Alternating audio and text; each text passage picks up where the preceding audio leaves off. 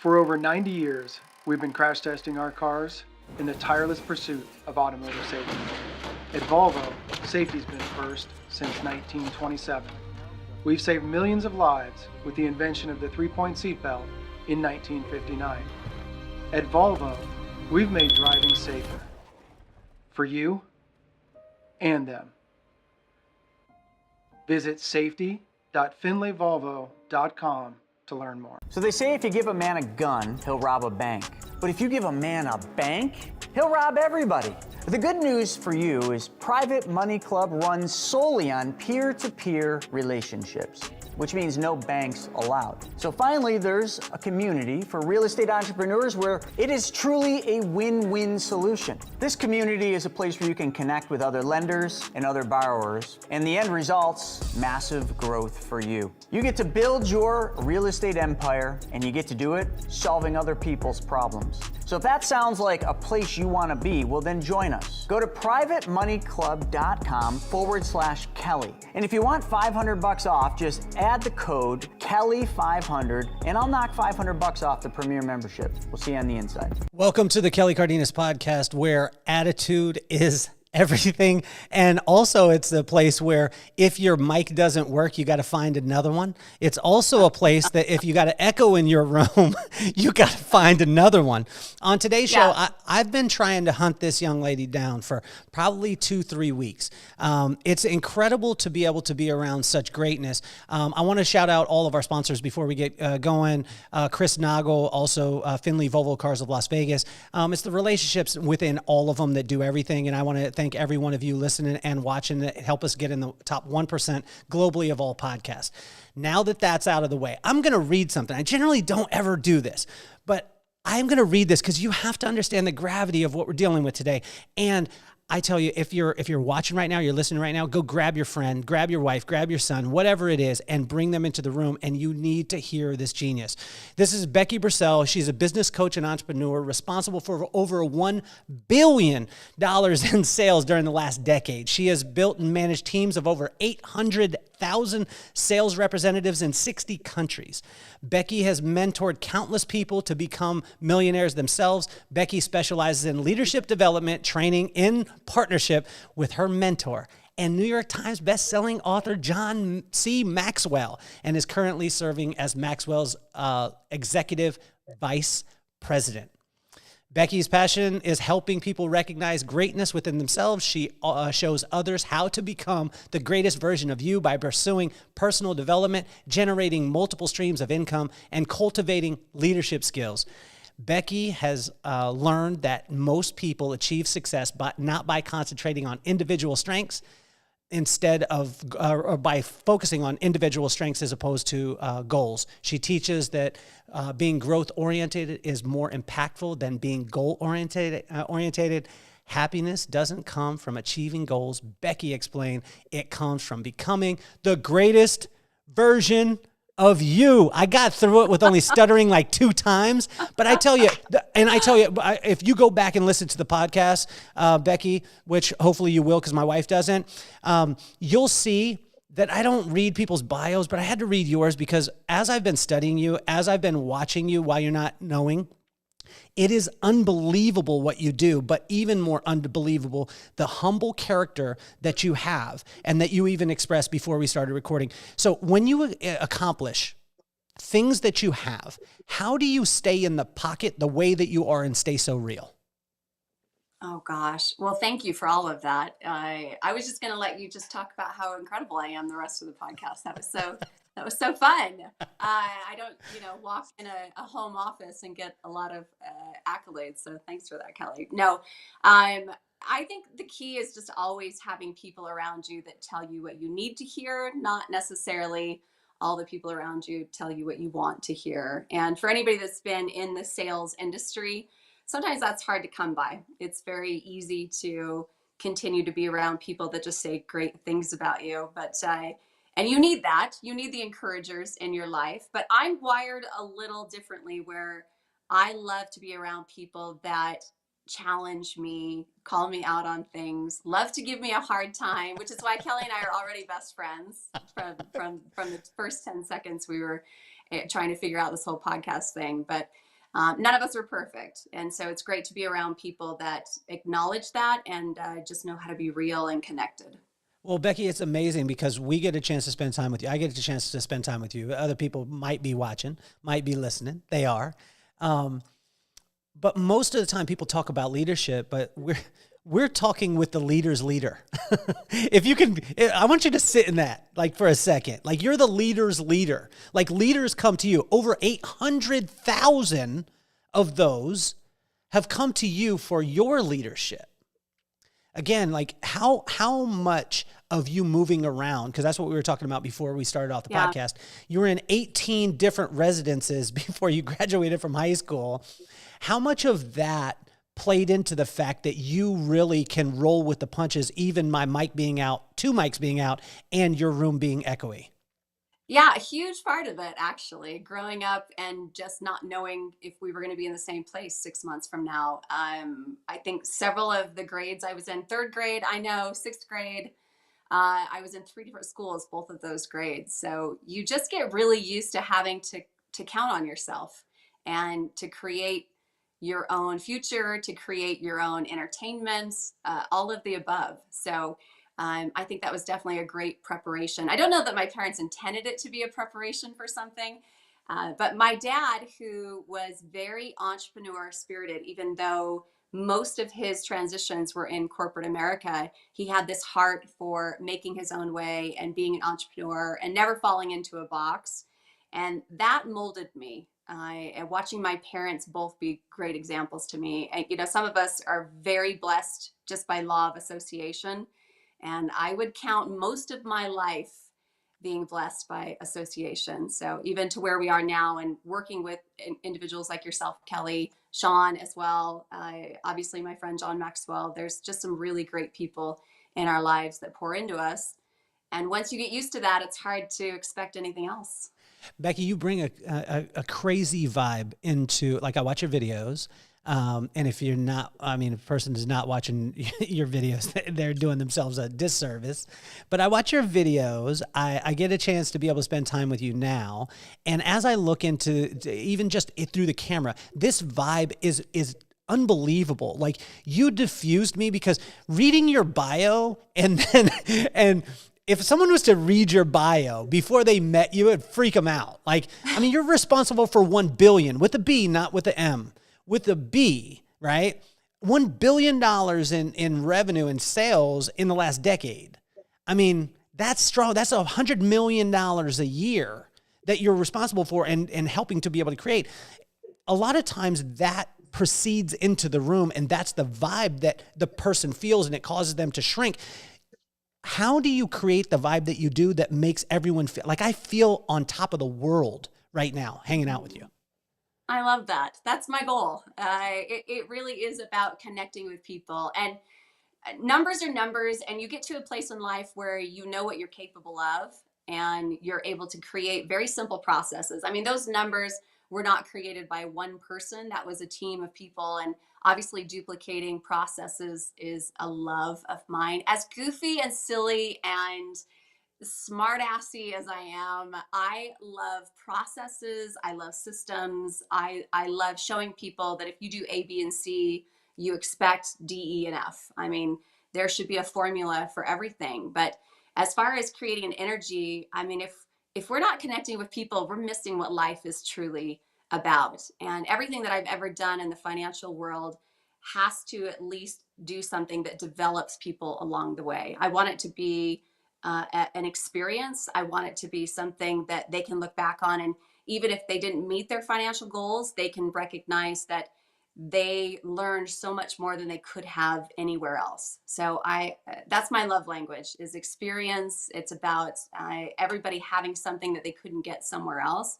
And every single one of us are capable of those things. It's just tapping into what is your superpower? I love that you were referring to superheroes earlier, but my superpower, and it's my love, I love to make people feel like they are the most important person in the room because they are. They truly are. How do you do that authentically though? Because I was just having a conversation with a guy the other day and he was like, all right, so if I do this and I do that and I do this, should I be able to get the result? You can't process people. That's the challenge. But that's where I see that you're a superhero, because although you said I fell in love with systems, you have to have the culture first, and that culture has to spit out a vibe, right? And you nail those. You nail those like Steph. I'm a Steph Curry fan, and Steph Curry is the greatest shooter of all time. But he also enjoys the game at a level where you enjoy watching it. Like I enjoy watching you. How do you help us to be able to construct that? And how are you able to put those things in line and be genuine and connect with the people? Because a lot of times, again, a person will do the steps, but their heart isn't in it. And I could see that. I mean, if you're watching Becky right now, you can see that her heart is in what she's talking about. So how do we do that?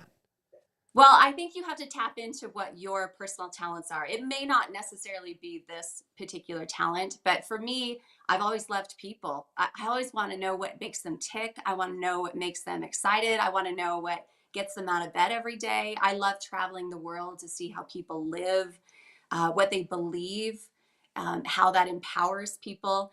And so really kind of getting to the core of just asking the right questions. I will have to admit, I haven't been a very good listener most of my life. I'm really good at talking. I haven't always been really good at listening. And where I realized it wasn't because I didn't want to hear people. I actually thought me talking made me more connected because they could understand me better. And it wasn't until the moment I realized I was completely approaching it wrong. As soon as you flip that, I think it's funny when people come to me and they'll say things like, you're very humble, which if anybody knows me, that's actually not a word that would describe me. Like sweet and humble are not in my vocabulary. But what they mean is I am very connected to them, meaning I want to know them. And people take that as humility. It's amazing how we get that word kind of scrambled a little bit. But what they're seeing is me genuinely wanting to know what makes them tick and asking them questions and being really interested in them personally. And you'll automatically feel a connection to someone when you make that kind of effort. So it's less talking, more listening, which is a constant reminder. It is an intentional thought in my head every day. Becky, two-part is number one, where did it come from? Where did the wanting to talk more come from? Let's go back to young Becky, and then take us through that journey, and then where the paradigm shifted, and you learned that listening. Because I've been at parties before, honestly, and I have not said one word to a couple people. I've just asked them a couple questions, and I just listened to them. They walk away, and they're like, damn, like I really know Kelly. I'm like, no, you don't, because you didn't hear anything. But they walk away feeling that way. So talk to us about young Becky. Why was young Becky wanting to press her opinion, or wanting to get those words out? Were you the youngest in the family? Were you in the middle? Where were you at? I was the second oldest. Although if you asked my sister, she would say I thought I was the oldest, which is pretty accurate, actually. And we were only 12 months apart. So I just had a very dominant personality, where everybody else has really great ideas. I just have the best ideas. And so I've always just felt that way. And I don't know what it is. I was just born with like a direction and answers. I'm a really great problem solver. Where I get into trouble is I start solving problems that people didn't ask me to solve. That gets me in some trouble. And these are all things you just learn over time. So all of us have strengths. All of us have weaknesses. Usually our greatest strength, when that pendulum starts to shift, it becomes our greatest weakness. It can become that double-edged sword every single time. But I think just in a house where my mom had 5 kids in 7.5 years, we were all fighting to get words in and to be acknowledged. And that's probably where it stemmed from. There's something that happens for a lot of women too, where you feel you're underestimated. And so I thought when I was young, a lot of words would let people know how smart I was. And it doesn't. It turns people off. And so learning to reserve the words and to speak when the timing is just right. All of those things come with time and experience and wisdom, and messing it up, like just being completely messy. This idea that you're just going to learn and learn and learn and be great at something the moment you start, you get over at some point in your life and you realize, okay, I have to be really bad at something before I can be really good at something. And you just get over yourself. And so you're really good at making fun of yourself, and you're really good at letting other people make fun of you, and you just kind of get over it. Yeah. Was there a specific time where you were pressing forward and you were wanting to share the views, and then you got popped and you were like, oh, wow, now I got to listen? Yeah. If you're not familiar with John Maxwell, one of my favorite books is called The 5 Levels of Leadership.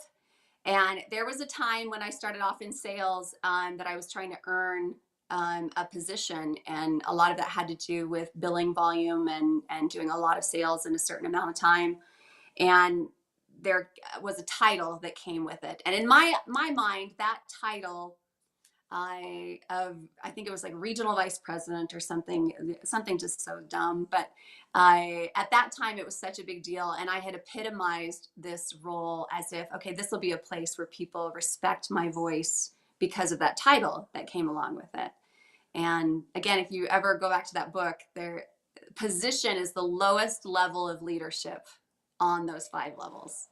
Like, that is the lowest level. And there was a moment when I got to that place and I started getting very bossy with my leadership, as far as very entitled, meaning I had a title. And so now I was going to force it on everyone else.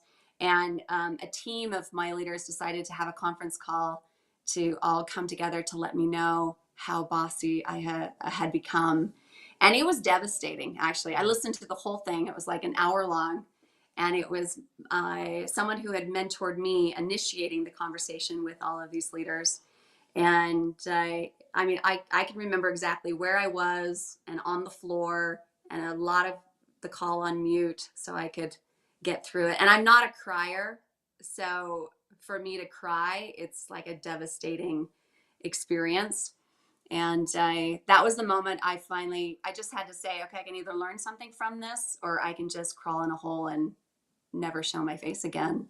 And it was a very humbling experience. And I will say, I don't know that I ever fully got the respect back from those individuals. And I didn't really try, if I'm completely honest. I kind of just moved on and made it a lesson learned. It's really hard once you've burned relationships to go back and try to piece them all the way back together in leadership roles.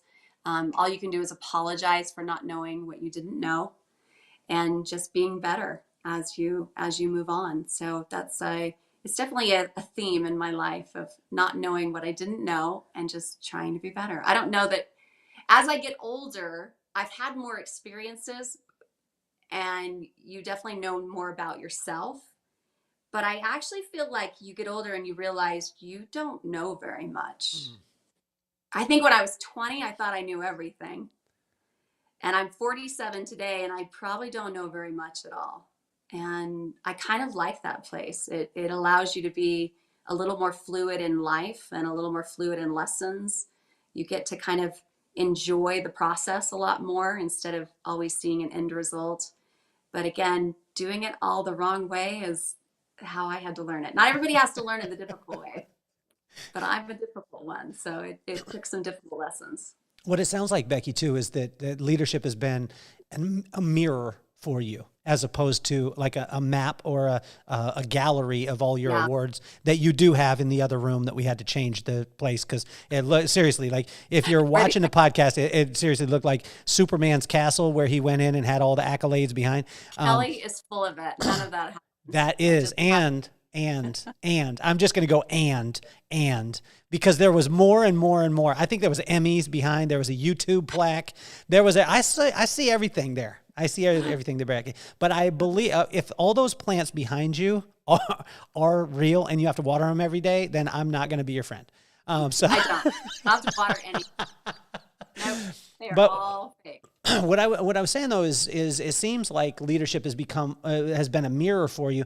What did leadership teach you about your relationships with your brothers and sisters that then you had to go back and be like, hey, I noticed this, or have you? No, you know what's great about we've all had times where we were super close, and we've all had times where we're not as close. And some of that just has to do with life. Some of it has to do with personalities. But at the same time, I can look at every single one of my brothers and sisters, and they have strengths that I don't have. And it's it's almost mesmerizing to me. Like, we were all raised in the same household, same parents, mostly the same rules. I mean, the younger kids had less rules, let's be honest, but we all were raised in the same place, and yet we're all so different. I don't know if you have this experience with siblings, but we are all just very, very unique. And I love being able to watch them grow in something in their life, and see them thrive, and know that I didn't teach it to them. My parents didn't teach it to them. Like, they just had a love and a drive, and some talents along the way that I can sit back and just be very admiring of. Like, I just adore my siblings. They're wonderful people. So I want to do a little rapid fire. I generally don't do rapid fire, but I want you to just give me, like, whether it be a word or a phrase. I'm going to hit you with a word, and then I just want you to hit me with 3 words or phrases that would be actionable items. Like, if you didn't have to like know who I am or know where I'm from, but we're going to teach these things. And you just said, like, if you do bam, bam, bam, then it's going to work. Now, some of the people are going to be emotional. I'm not emotional in this at all, because my dad would call it run with the mufflers off. And he would be like, son, sometimes wouldn't it be fun to run with the mufflers off? And I was like, yeah. And he's like, you could do that with me. So I'm going to say a word. Give me a word or a phrase and give me 3 of them, like right, bam, bam, bam, that would solve that challenge. If the person just applied it and wasn't emotional, and wasn't like, my dad didn't hug me enough, or, I grew up here and blah, blah, right? Okay. So here we go. Okay. Culture. Oh, you can't create a culture. You have to be a culture. Your culture will reflect exactly who you are 100% of the time. Vibe. So if you want a better culture, you have to be a better person. Yeah. Leadership. Leadership is all about development. So developing the leader within you, that's the key. Profitability. Inspect what you expect. Know your numbers, understand your KPIs, understand what you're putting into it, and understand the expectation of what you're getting out of it. Innovation. Creativity is your best resource. Like, you have to actually intentionally have time every single day to create. You stop creating, you're going to stop living. Ability to adapt immediately. A necessity. I mean, that's the only word that comes with it. Like, necessity. You can't adapt. You can't get along with people. You can't move numbers. You're stuck. Processes and systems. Is duplicatable. So if you're trying to create something that wants to be duplicated, you need a process, you need a system, and you need someone that can teach it. Vibe. Vibe is like, you just like hit me in the heart. Vibe is everything to me. Vibe is, I'm at a place in life where the only thing I want to do is be in a vibe. Like, if you don't have vibe, like, we're not on the same vibrations, I immediately want to change rooms. So, I mean, I think law of attraction and vibe, they kind of completely go together. What do you wish that you could unlearn about leadership? Oh, that's a great question. I think I would unlearn the expectation of leadership. Meaning, I think sometimes we put leadership in a certain box of, whether, again, it's title, or it is income, or it is success. I've watched people play a servant-like role in leadership that is probably the most rare form. I think just sitting back and helping myself at 20, at 30, at 40, allow myself to redefine it, not just unlearn it, but redefine it, would have been a huge insight. I wish someone could have shared with me, because today my definition of leadership versus 20 would have been completely different. How would you have managed or led Becky at 20 years old? Like if you met Becky at 20 years old right now and she was in your organization and she came in and she was like, I want to get this, that, the other, how would you take us through the construction, the blueprint, how you would coach her? First, I'd have to break Becky. I would literally have to break her down. She thought she knew everything. I mean, she could control it at certain times because she had that discipline to. It's always been the end result, meaning Becky could control. It's so weird to talk in the third person, by the way, but Becky could control. I want to go into like Seinfeld, like George is getting angry right now. Like George can't. You sound like a pro wrestler right now, Becky. This is awesome. I took you into the WWE because Becky feels this way. Yes. Becky would have had to have been humbled a lot, which again is why life is what it is. I mean, there has to be the highs, the lows, the experiences. But I think I would have loved to have known the process, because that is how my brain works, is that the unlearning to be able to learn and then re-enter and then grow at a faster rate. I think what we discount a lot, especially in the business world, is the benefit of taking 2 steps backwards. And most people will never see that as a benefit. And I wish the 20-year-old Becky would have known that if you will get so much further ahead to take 2 steps back to take 10 steps forward, where most people will never take 1 step back, which is why 1 step forward is such a process. And so if you can get good at stepping back 2 places, sacrificing something, humbling yourself, relearning, getting good at clearing things out of your life that you don't need, whether that's materialistic or it's mindset or it's just you thought you knew what you knew and you were completely wrong, and just unlearning so that you can learn, so that the trajectory pushes you even further. That idea of momentum in my head at 20 years old was always moving forward.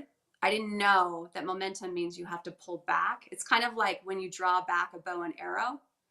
The further you can draw it back, the further you can go. And that is a piece of momentum that isn't taught often enough in leadership. So when you're talking about the greatest version of you, I mean, it's incredible too, because you put together a blueprint that was all inclusive. It was things that I didn't think, like when you said, personal development, and then you added on multiple streams of income, and then you added on and you added on. It was like, I was mad at you a little bit, Becky, because I was like, damn, she didn't miss anything. Like I was going to, because there's those places when you're personally developing that you can hide. You know what I'm saying? Like I hide in the corner. I'm hide this part of my life from Becky. She's going to be, I'm going to be working with her and I'm going to excel. I'm going to make millions, billions, and trillions of dollars, but I'm going to be an awful human being. And talk to us about that blueprint and how you came to understand that blueprint and give yourself permission to be able to use it for you in the first place before you actually started teaching it. Yeah. And again, that goes back to hard lessons learned. I've heard someone say before, your talent can take you where your character can't sustain you. And that was definitely applicable for me. I was really talented in being able to get people to see a picture of a vision of something and to galvanize a team of people and to move towards that. The problem was I wasn't able to give them the tools or the character or the sustainability of all of those things. And so what I valued was the outcome, not the sustainability of those outcomes. And I hope that registers with anybody, but that is really a huge distinction of the way I view things today. So whether that is in a lane of spirituality, whether that is a lane of finances, whether that is a lane of friendships, like we all put a value or a price or a number on all of those things. And we don't necessarily know how to quantify those things in our life. Like a bank account is easy to quantify. Spirituality, not so easy to quantify. You know what I mean? Yeah. It is, and it's personal to everyone. So when I say I love helping people become the greatest version of themselves, that has to start with someone defining what that actually means. And it's very easy in a I don't want to say immature, but in a younger state, I guess, of mind to think of, okay, well, that means how I look, or that means how much money I have, or that means, you have like an outcome of what that means. And if we're honest with ourselves, the greatest version of yourself was probably the 8-year-old version of you. And I saw this thing on, of course, it's Instagram. I hate that I'm even quoting Instagram right now, but You're a philosopher. yes, my Instagram philosophy of how there's only 2 people you need to impress your entire life. If you can impress the 8-year-old version of yourself and the 80-year-old version of yourself. And I thought that is so spot on. And that greatest version of yourself was at 8 years old. It was who you were meant to be. It's just life and society and culture, or maybe it was your household and religion and school systems. I don't know what it was. We all had our own processes that was not just unlayering, but sometimes it was getting you into a certain box so that the rest of the world could understand you. Whether you grew up in a household with 5 kids and you were either the funny one or the smart one or the athletic one, and your parents didn't mean to put a title on you. It's just how they could understand you. And so that's how you started to see yourself a little bit. Or maybe it was in school and you were the one that talked a lot, or you were the one that helped all the time. And so your teacher labeled you as the helper, or labeled you as the very social butterfly, or whatever it was. Somewhere along the line, we heard those things so many times that we started to reimagine who we were and how you see yourself. Those stories you tell yourself, they are everything. And at 8 years old, nobody had to tell you a story. You knew instinctively who you were. You knew your capabilities. You knew if you were intuitive, if you were creative, if you were, just anticipative. If, you knew those things about yourself at 8 years old.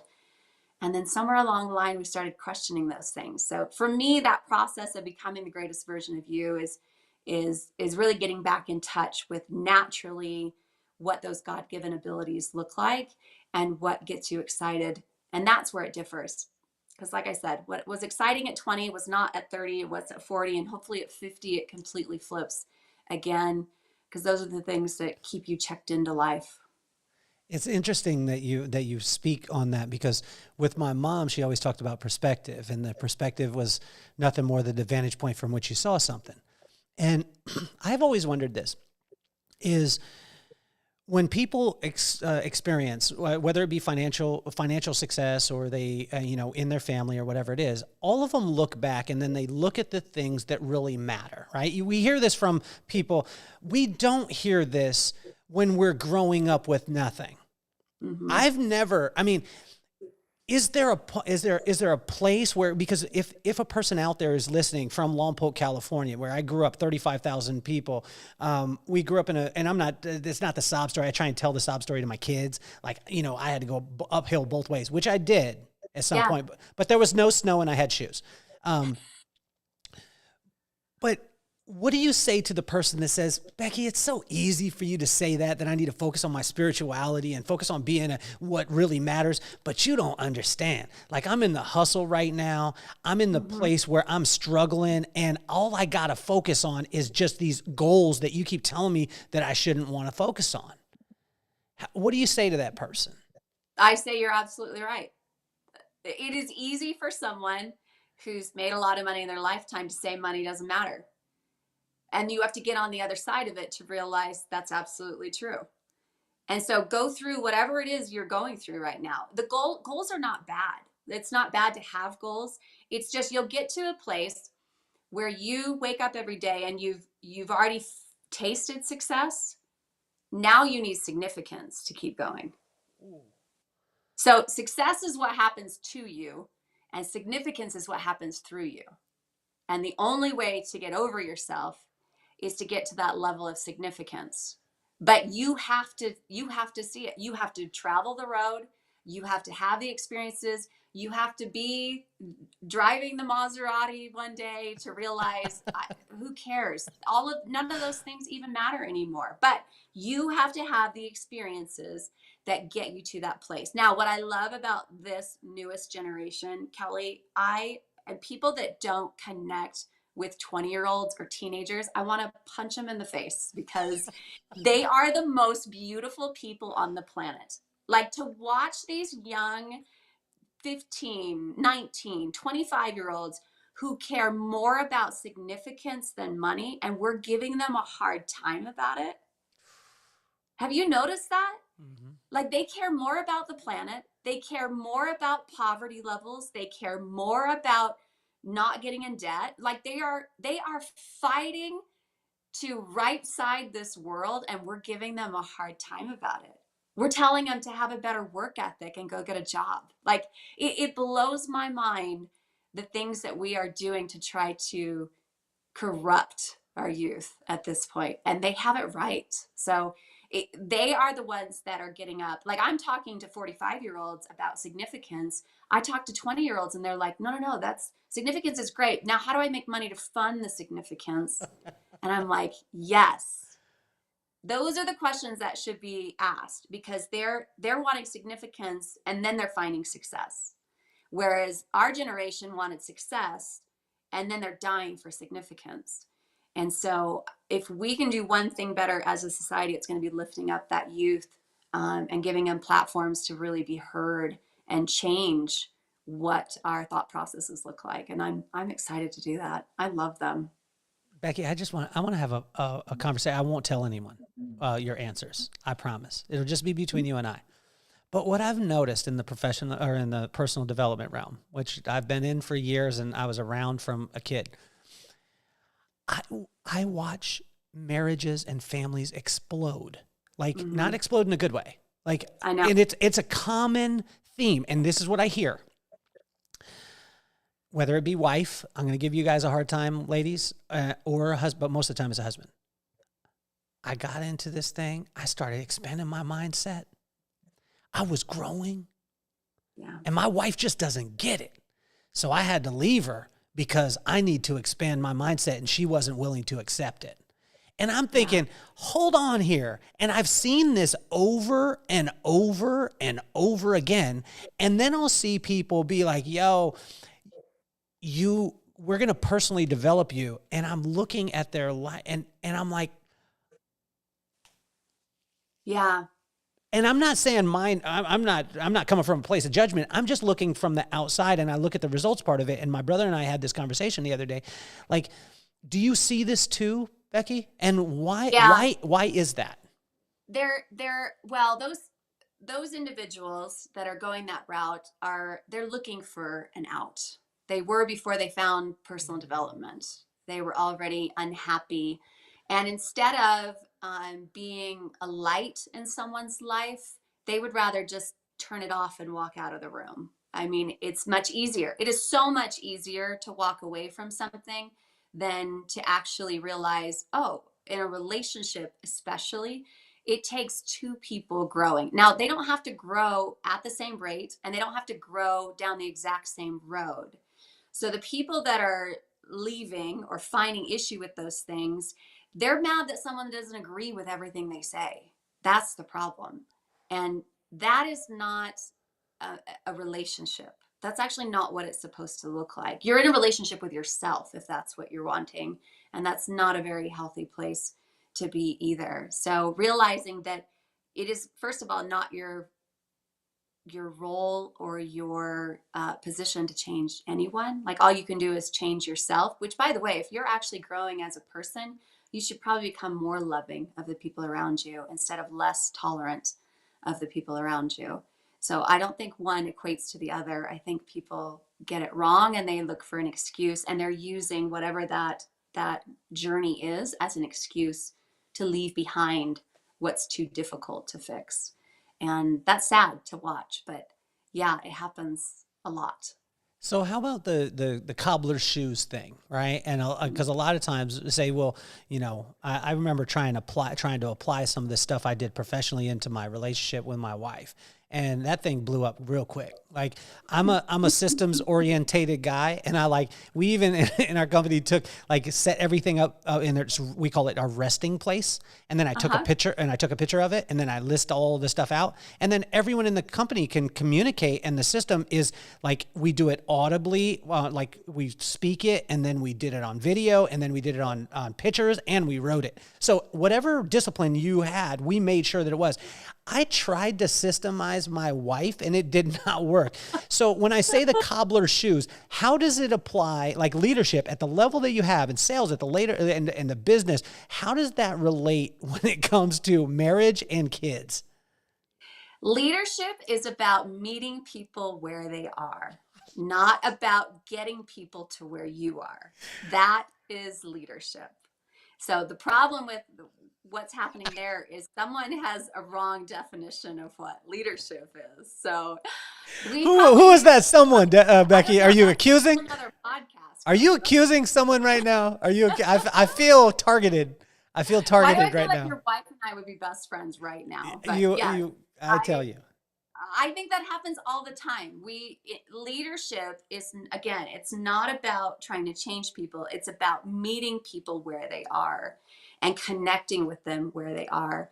So this idea that we can only be around people that are on the same spiritual level or financial level or any level, all you did was create levels. All you did was create distance by defining them on a level. I promise you, every person on this planet, you could meet them where they are and find something relationally that you connect on.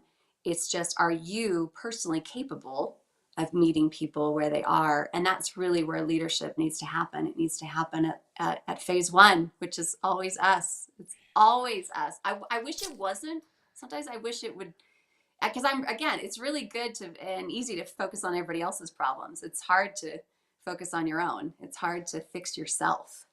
It's why all of the personal developments and everything that's out there, I mean, everything from counseling to therapy to coaches to all of those things, they can all be great. But if they don't focus on you, if it's about trying to fix outside pieces of your life, you're always going to fail. You're always going to feel inadequate because you're not actually doing the work. And it's always us. Becky, what about sitting in the pocket? And when I say sit in the pocket, like, since I started talking to you today, like the moment you got on the video, you were in the pocket, meaning that I could tell that you weren't trying to be any place. You weren't trying to be anybody. And people always hear, you hear this all the time, be you. And I used to say to young kids sometimes, like, if you're a bonehead, don't be you. Go and, you know what I'm saying? Because I was a bonehead at times. And if people said, like, be me, I would have been like, things wouldn't have worked well. But you are an example of, you haven't said that, but you have embodied that completely. How does a person get themselves to a point where they become so comfortable? Like, watching you, you're so comfortable in your own skin. You're comfortable in saying that you messed up. That's not general leadership. That's not something that you hear from people who fly at the levels that you fly at. What can a person do to be themselves? Yeah, they can do the hardest work, which is self-love. It is the hardest work of everything. It's interesting because when people feel, and they've come to me, even friends who don't feel connected to their spouse, or they don't feel connected to their kids, or they don't feel connected to friends. And I try to explain that the only way you can really connect with other people is to first, how have you connected with yourself? Like, how well do you know yourself to the point where you can actually say, oh, I'm really good at this, and I'm really horrible at this. And, you're not trying to hide those pieces of yourself. There were studies done years ago that, and this I take a little issue with, because I think the definition of happiness, or the term even happiness, is setting people up for failure. But they're trying to define people that are happy, and the majority of people that would define themselves as happy are those that are very, very authentic, meaning they are not trying to hide pieces of themselves. They are very open with all the pieces that other people are probably embarrassed of. And it's not that they're proud of them, they're just not trying to hide them either. So getting to a place where you can sit back at yourself. And if you haven't done this, and if anybody watches this podcast, this is a really great practice to have, is if you are not comfortable and you can't sit down and immediately write out a strengths and weakness list. Like, I am just as strong here and I'm just as weak here, and I'm strong here and I'm weak here, and I'm great at this, I'm horrible at this. Like, if you actually have a hard time even writing those things down, then there's probably an issue with self-love happening. Because even those horrible things about me, I actually think are hysterical. And I only want friends that when I mess up really badly can laugh with me and be like, I mean, I can tell you there was a softball game that went sideways, and the 12-year-old Becky came out, and there was some girl that was upset at me, and like an ump had to get between us. And I looked at her like, is this happening? Like, I wasn't coming at her, but she was coming at me because I wasn't bothered by her. And this was really happening in adulthood. And I was telling my girlfriends about this, and they were dying because they were like, why are we missing these things? Like, we want to see like the worst version of you. And I'm like, no, that I don't want an audience for that. And they're like, no, we do. Like, we love that you're not perfect, and that you can be an idiot sometimes, and these things can happen. And I thought, no, you're absolutely right. Like, that needs to happen, and those things have to be shared. So it's very easy with social media to look at everything and think that that's someone's life. It's not. It's a highlight reel. Instagram, YouTube, all these things are just highlight reels.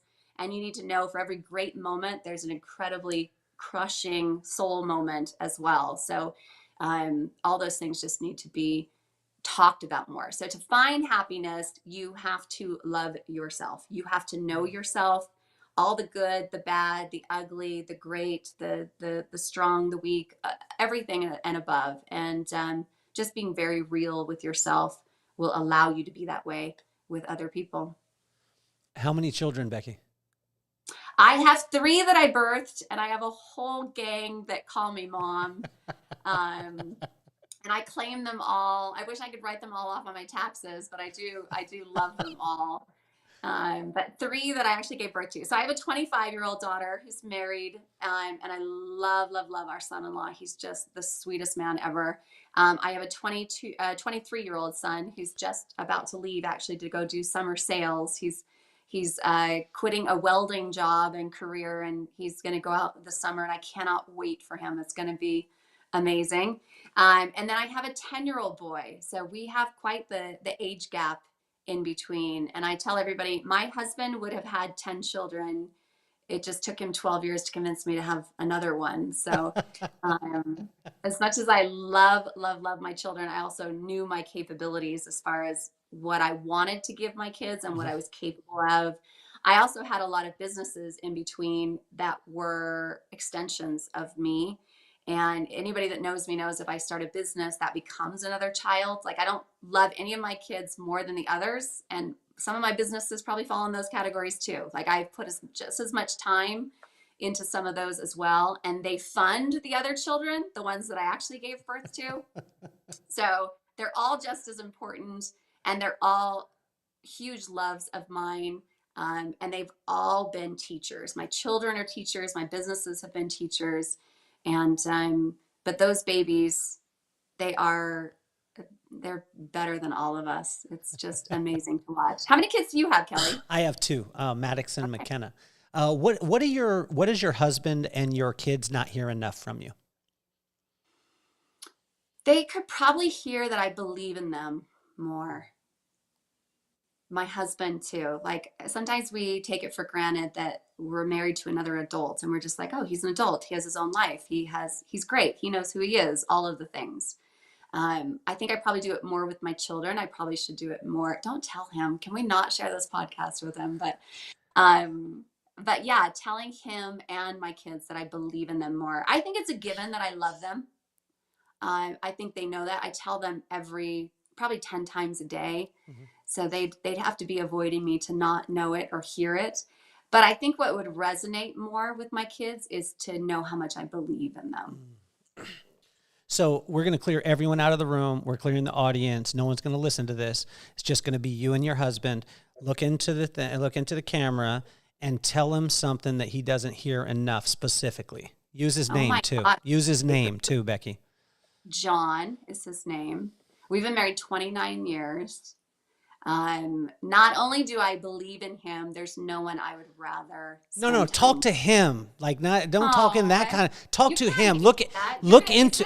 What is this podcast called? Is this called Make Becky Cry? No, it's called the Kelly Cardenas podcast, where I make the rules. And when I make the rules, guess who wins? Guess who wins? I not only believe in you, John, there's no one I'd rather spend time with. Like, I love all of our moments. I love that you love me without any conditions, without any stigmas, without any inconvenience in loving me. The way that you know who I am, you know what I'm capable of. Nobody empowers me the way that you do, John. And I just love you. See? That wasn't so hard, Becky. It was terribly hard. Well, and anyone that's listening, Becky and I are actually she's emceeing an event. It's called the Vibe Room, and it is going to be absolutely unbelievable. It's going to be in Orem, Utah, on the 27th, which is next Thursday. Becky, I am so honored to be able to spend time with you, because I'm going to give you a hard time as much as possible. Becky, I started the podcast because of my two kids, Maddox and McKenna. So Maddox is 11, and he's a little cartoon character. And then McKenna is 14 years old, has the greatest sarcastic personality. This is how our day goes in the morning. I drop her off at school. I say, "You're the greatest." She says, "I know." I say, "I love you, baby." And she says, "Who wouldn't?" And then slams the door on me and leaves. Oh, I love her. Every morning, like clockwork. Like clockwork. She means it. She's like, "Who wouldn't?" And so I started the podcast for them because I wanted to take iconic people like yourself, and I wanted to show my kids that anything in the world was possible as long as they had the right attitude and the right work ethic. So what advice would you have for Maddox and McKenna? And if you could use both of their names and call yourself Aunt Becky, it would be awesome. I would love it. Well, Maddox and McKenna from Aunt Becky, I would tell you to not only spend all the time you can with your parents, not just because of how much they love and adore you, but also because you never get that time back. There's just such a little pod of time that you are in our households. And everybody, our job is to prepare you your whole life for when you leave and spread your wings. And the problem is nobody prepares us to let you leave and spread your wings. So be gracious with your parents, even when you do leave for college, or you do leave for life, or you do, decide to get your own place or do those things. Find excuses to still find yourself in your mom and dad's presence, because nothing will replace that as you get older. There's just nothing better. I believe it was on the movie Wolf of Wall Street where Leonardo DiCaprio handed in the pen and said, "Sell me this pen." You remember what I'm talking about? Yeah. Okay. I'm about to hand you something, and I want you to sell it. Okay? Because it's the thing that you said was the most important thing out of everything. So we talked about leadership. We talked about growth. We talked about all that stuff. I've got in my hand vibe. Sell it. Your vibe is what attracts everyone to you. So it is so easy to say, this is the person I want to be around, or somebody I want to marry, or the person I want to go into business with, or the kind of job I want, or the kind of things I want to do in life. You have to become who you want to draw to you. And the only way that happens is through a vibe. It is through your energy. It is through your connectiveness. It is through how much you love people. And there are just some things you cannot fake in life, and your vibe is at the top of that list. Becky, you have been absolutely phenomenal. It's been an absolute pleasure. I'm going to force you to be my friend for the rest of your life. I want you on the show more. I really do, because there's so many different avenues that we could go down. I love the fact that we took the number one person in leadership in this world, which is you, and you spoke in the third person tonight, like a pro wrestler. Now there's going to be all kind of nuggets that I take away, but that to me, like, I'm gonna sleep peacefully tonight. I'm gonna sleep so well because I just think of you just holding the WWE belt and Kelly just being got me like, to do it. and just Kelly being got like, Becky wants Yep. this. This is how Becky's got it. But Becky, honestly, it has been an absolute pleasure, and I want to thank all of our sponsors. I want to thank everyone out there who's been listening, watching, and sharing. You got us in the top 1% globally as far as all podcasts, and it's not because we paid for it. It's because you did it. We did it organically, and I want to thank every single one of you. So now share it, subscribe, do all the things that you know you need to do. Subscribe on YouTube because my son thinks I'm cooler when I have subs. That's the cool thing. Becky, you're honestly like, you were so much better than advertised, and you were advertised really, really, really, really, really good. Kelly, well, I have to say thank you. And for all of your listeners, there's a reason why everyone's listening. I mean, your love for wanting to add value to people, like there are not a lot of people out there trying to fill other people's cups, and you are doing a brilliant job doing it. So I'm grateful I get to cheer for you every step of the way. Well, you're amazing, Becky, and you're officially off the hot seat.